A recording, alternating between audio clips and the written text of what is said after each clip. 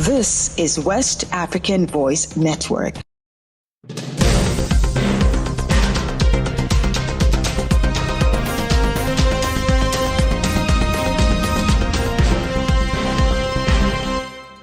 Hello and welcome to Newswave on West African Voice Network. I am Fatima Ibrahim. Let's begin in Burkina Faso as the country acquires $70 million hydrocarbon depot in Ghana to boost energy security. The Burkinabe government is expanding the storage capacity of the National Hydrocarbons Company in Sonabe with a recent $70 million acquisition of the Temai Multi-Purpose Terminal Hydrocarbon Depot in Ghana. Authorities believe that owning a depot outside Burkina Faso, equipped with sufficient storage infrastructure, will help strengthen the country's energy security. The Council of Ministers justified the acquisition by highlighting that the Tema depot is already operational, providing Burkina Faso with a strategic storage facility. Another key advantage cited by the government is the ability to direct deliveries to a Sonabe-specific depot in case of disruptions along other supply corridors. Additionally, the move is expected to reduce costs by minimizing reliance on third-party depots. We move to Ghana as President Mahama calls for a robust economic plan to drive Ghana's progress. President John Dramani Mahama has emphasized the need for a comprehensive review of key sectors to build a strong and progressive economy. Speaking at the 68th Independence Day celebration at Jubilee House in the capital Accra, President Mahama aligned his message with the event's theme, Reflect, Review, and Reset. He highlighted the importance of a thorough assessment of Ghana's economy, education, healthcare, and infrastructure to drive sustainable growth. Additionally, he stressed the crucial role of science, technology, and innovation in advancing Ghana's green transition,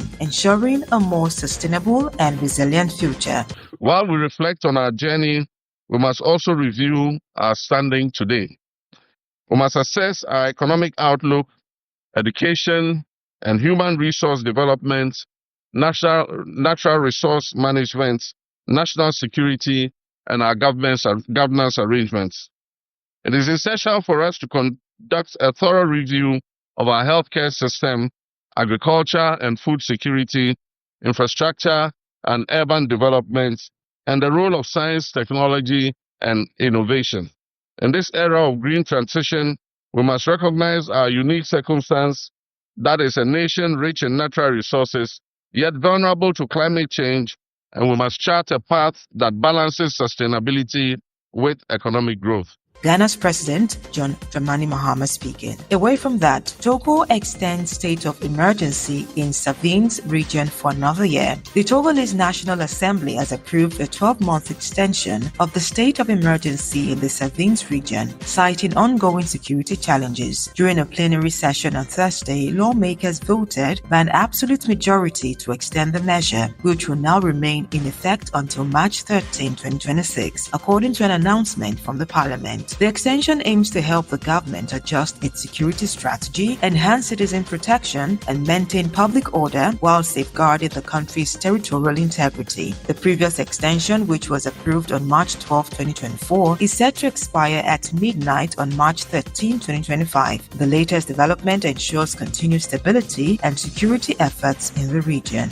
To other stories here, AU launches African Food Security Agency to tackle continent-wide challenges. The African Union has announced plans to enhance food safety across the continent with the creation of the African Food Safety Agency. According to an official statement, the agency will function as a specialized technical institution responsible for coordinating and harmonizing food safety policies, regulation, and risk assessment frameworks across AU member states. With the goal of improving Africa's food competitiveness and agricultural standards, the AU aims to tackle the growing burden of foodborne diseases which impact 91 million people and cause 137,000 deaths annually. The World Health Organization estimates that this represents 1/3 of global fatalities linked to foodborne illnesses. The agency will establish a continental food safety data center and a rapid alert system to help countries manage food safety risks and emergencies more effectively. Additionally, it will support regional economic communities in coordinating food safety initiatives. Beyond public health benefits, out the initiative is expected to have a significant economic impact by addressing the estimated $110 billion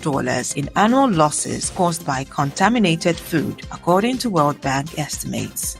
And to regional matters, Somalia tightens security after U.S. Embassy warns of imminent Al-Shabaab attack. Somali authorities have ramped up security in Mogadishu following a U.S. Embassy alert about a potential Al-Shabaab attack targeting key locations including Aden International Airport. In a security advisory, the U.S. Embassy warned its citizens of possible attacks and urged vigilance, citing the risk of terrorism, kidnapping, and piracy. Despite ongoing counter-terrorism efforts by African Union forces and U.S. Africa Command, Al-Shabaab remains active, particularly in Hirshabelle and central Somalia. The group recently briefly seized Balkad, a town 30 kilometers from Mogadishu, before being pushed back. The militant group remains active in the region, carrying out attacks that impact various public spaces, including government buildings and hotels. Reports also suggest a possible connection between Al-Shabaab and Houthi rebels in Yemen, raising concerns over regional security.